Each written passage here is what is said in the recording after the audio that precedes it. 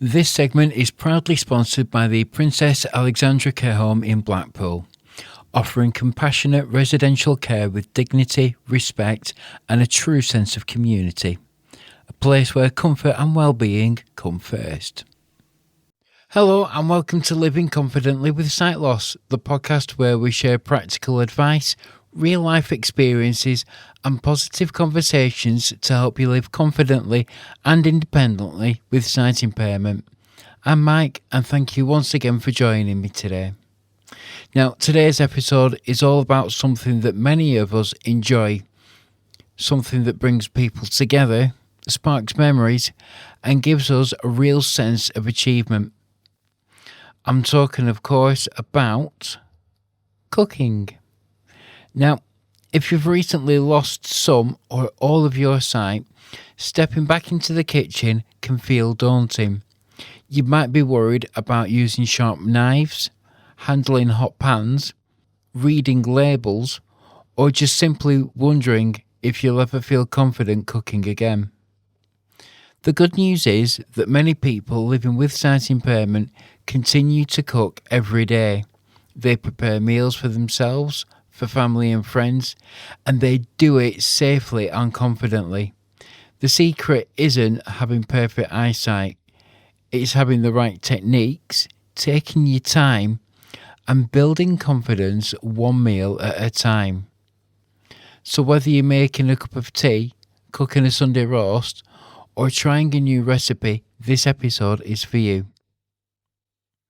Now, when we're learning something new, it's tempting to think that we have to master everything at once. But confidence doesn't work like that. It starts with the small successes. Now, if you haven't cooked for a while, don't begin with a 3-course meal. Just start with something familiar. Maybe it's beans on toast, a scrambled eggs, or even a bowl of soup, or your favourite pasta dish. Cooking something that you've made many times before means that you're already familiar with the steps, and that familiarity helps build confidence. Every successful meal reminds you that you can do it. And one of the biggest confidence boosters in the kitchen is organisation. Try to give everything at home. Keep your utensils in the same drawer. Store spices together. Keep frequently used ingredients in easy to reach places. And if you always know where things are, you're spending less time searching and more time enjoying the cooking. Many people also find it helpful to use tactile markers or large print labels on cupboards, jars and appliances. Some use elastic bands to identify different tins or bottles, while others use talking labels devices or voice notes on their smartphones or smart speakers. There isn't one right way to organise your kitchen. The best system is one that works for you. Now let's talk about safety for a moment. The kitchen can seem intimidating, but a few simple habits can make a big difference. Always turn saucepan handles inward so that they can't be knocked. Keep worktops as clear as possible.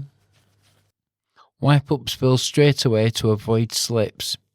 Use oven gloves or heat-resistant mitts whenever handling hot dishes.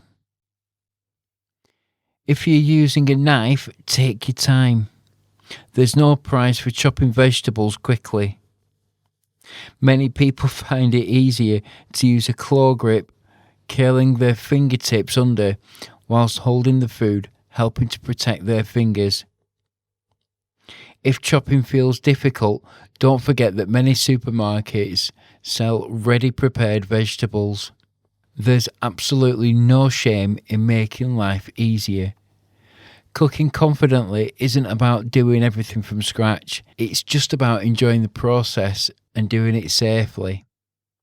Now let's talk about technology for a moment. And I think it's safe to say that it's transformed cooking. There are talking kitchen scales now, liquid level indicators that beep when a cup is nearly full, and accessible timers that announce when food is ready. Voice assistants can also be incredibly useful. Imagine saying, set a timer for 10 minutes, or how many grams are there in 8 ounces, or even read me a simple spaghetti bolognese recipe. Your smart speaker or a phone can guide you through each step without you having to juggle recipe books. Many recipes are also available in audio or accessible digital formats, making cooking more enjoyable and less stressful.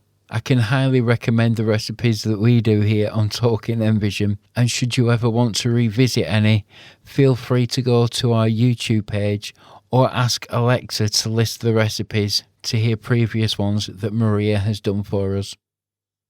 Now, one of the biggest lessons many people learn after sight loss is that adapting isn't giving up. It's just about finding another way. Maybe you use pre-chopped vegetables or buy grated cheese instead of grating it yourself. Perhaps you use an air fryer instead of a conventional oven because it's easier to manage. None of those choices make you a worse cook. In fact, it makes you a smart one. Even professional chefs use shortcuts as well. And cooking is about creating an enjoyable meal, not proving how complicated you can make them. Food has an amazing way of bringing people together. Think about birthdays, or maybe Sunday lunches, barbecues, afternoon tea. Some of the happiest memories are made around the table. And cooking isn't just about eating, it's about sharing. If you enjoy cooking, why not invite a friend over, cook together, swap recipes, or just simply enjoy a meal and good conversation? Cooking can be a social activity as much as a practical one. Now, here's something that every cook has in common. We've all made mistakes. I can't remember the amount of times I've burnt toast, cooked the pasta for too long, forgotten an ingredient in a recipe, dropped something on the floor. It's something that we all do. Or at least that's what I tell myself anyway. I'm not saying I'm a wonderful chef, but even the best chefs get it wrong sometimes. The important thing is not to let one mistake knock your confidence. Treat it as part of the learning process. The next meal is another opportunity. And confidence grows through practice, not perfection. And once you're comfortable, why not challenge yourself? Maybe try a new recipe, or bake a cake, or make a homemade soup. Cook a favourite family meal. Every new dish teaches you something, and every success builds confidence for the next one. You might even discover a new favourite recipe. So, just before I leave you today, I'd like you to think about one thing. Cooking isn't just about preparing food. It's about independence, creativity, and sharing. But most importantly, looking after yourself and taking pride in what you've achieved.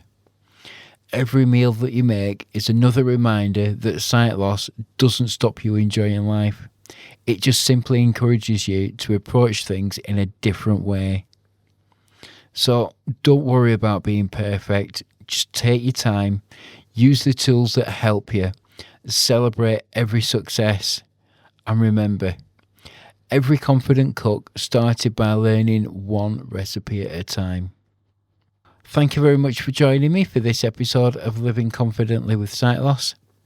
I hope today's conversation has encouraged you to spend a little more time in the kitchen and given you the confidence to try something new. Whether it's making just a simple sandwich, baking your first cake, or preparing a meal for family and friends, every step forward is something to be proud of.